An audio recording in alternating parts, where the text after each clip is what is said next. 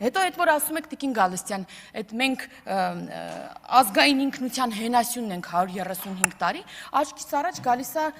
004 շրջաբերականը, աչքիս առաջ գալիս է ձեր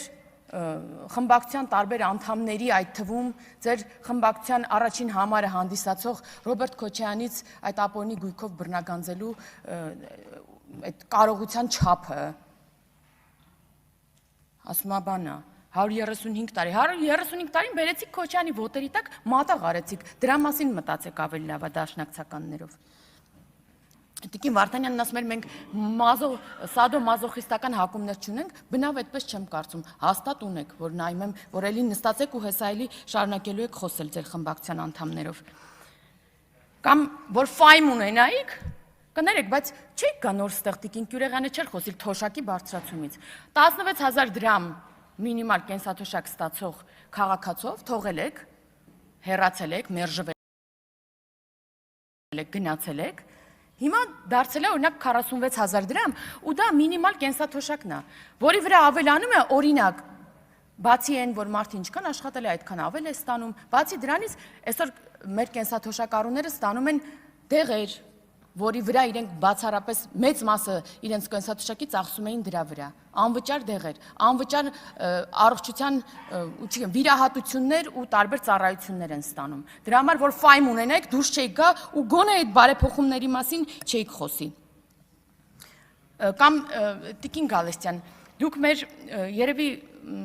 ազգային ժողովի ամենաավագ գործընկերներից եք կին, հեչ ընդունելի գործելավոճ չէ, երիտասարդ գործընկերոջը ԳԿՔ-ի ուղղագրություն սովորեցնեք, հեչ ընդունելի չէ, չեմ ասում դա տեղին է, անտեղին է, դա ուղղակի պրիմիտիվ, չգիտեմ, բան է էլի,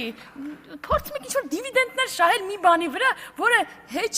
ընկալելի չէ, հեչ հարգելի չէ այս գործելավոճը։ Եթե այդքան մտահոգ էիք հայոց լեզվի իմացության առումով, կարող եք մոտենալ ձեր գործընկերոջը, ասել ճիշտ կլինի այսպես արտասանեք այդ բառը։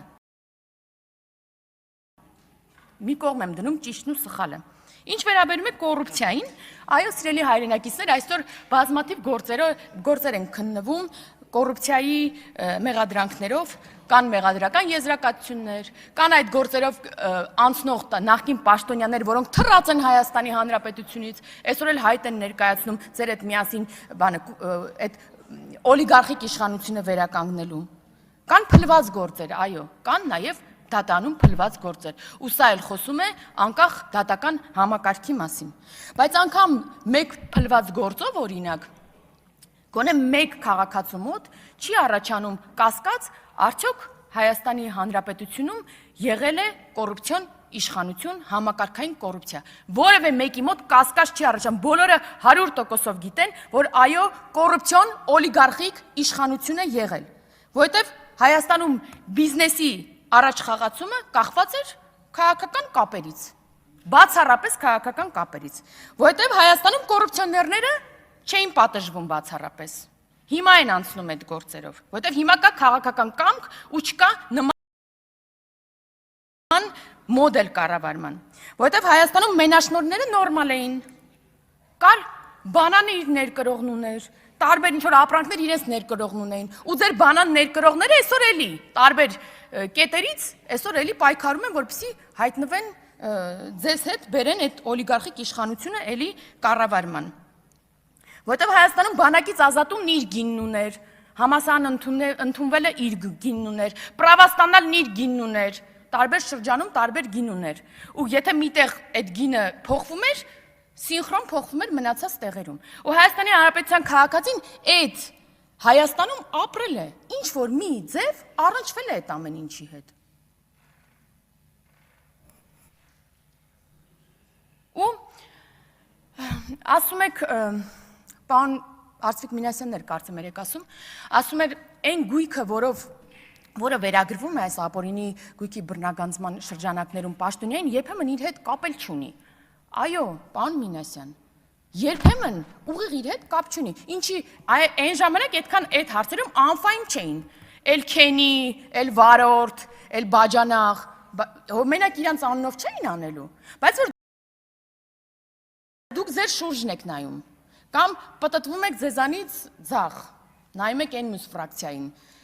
Ինչ եք հասկանում, որ ամբողջ կյանքում չինովնիկը, պետական ծառայողը չէր կարող այդ դղյակներն ունենալ, այդ կարողություններն ունենալ, միանգամից 26 գույք ապօրինի գույքով անցնել, անշարժ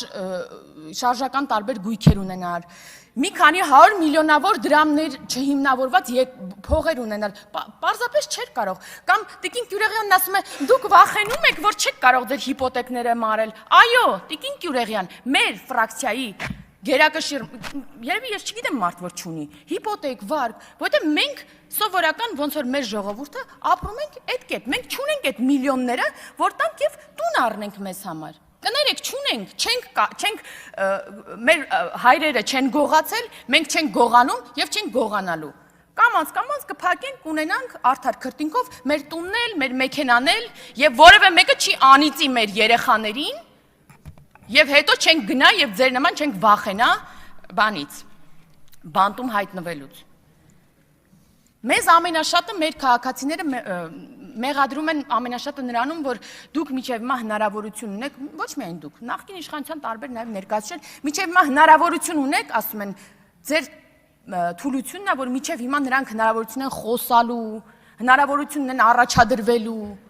Մենք իհարկե ես ներողություն եմ խնդրում տեմպերի համար, սիրելի հայրենակիցներ, բայց պետք է հասկանալ, որ մենք եկել ենք իշխանության ու մարմիններ ենք ստեղծել հակակոռուպցիոն։ Մենք եկել ենք դատարան ենք ստեղծել իրացիաներով, օրենք ենք ընդունել ապօրինի գույքի բռնագանձման մասին, որը այս մարդիկ գնացել բողոքարկել են սահմանադրական դատարան։ Այն մարդիկ, որոնք պետք է անցնեն այդ օրենքով եւ անցնում են։ Ու 1 տարի առաջ է սահմանադրական դատարանը վճիռը հրապարակել, որ հակասահմանադրական չէ այդ օրենքը։ Դրա համար այդպես է ստացվել։ Իսկ ինչ ունենք այդ օրենքով։ Այս կարճ ժամանակահատվածում այս տարվա փետրվարի դրությամբ 612.5 միլիարդ դրամ հայցագնով գործ կա դատարանում, 166 անձ է անցնում այդ գործով։ Սա արդեն դատարանում գտնվող գործերն են եւ սրա մեջ, որքան գիտեմ, օրինակ Լևոն Մկրտչյանը դեռ ներառված չէ այս գների մեջ։ 1568 անշարժ գույքի պահանջ կա, 356 շարժական գույքի, 467 իրավաբանական անձում մասնակցության։ Այս ամեն մեկը, որ նայում ենք, ինչքան ջրամբար էլ կկառուցեինք, չգիտեմ, տարբեր թունելներ էլ կունենայինք, կամուրջներ էլ կունենայինք, ատոմակայան էլ, ինչ ասես կունենայինք, եթե չգողանայիք, չլափեիք կներեք արտահայտությանս համար։ Էլ չեմ ասում են օտարած պետությունից, համայնքից, քաղաքացուց են գույքերը։ Մենակ Երևանում, նախորդ տարի հիշում եմ, միայն Երևանում 70 մանկապարտեզ է կերե, 70 մանկապարտեզ է օտարել, կերել։ Էլ չեմ ասում են մի քանի տասնյակ մանկապարտեզները, որոնք ուղղակի տենց տվել եք ինչ-որ ուրիշ անհատույց եք տվել ինչ-որ մեկին օգտագործման եւ այլն։ Որ մեկի տակ իրականում, որ մեկի տակ փորում ենք, միլիարդներ են դուրս գալիս ու դղյակներ են դուրս գալիս ու հələ մի հատ էլ մինչև հիմա շարունակում եք ինչ-որ մեղադրանքներ ներկայացնել։ Ու այո, սիրելի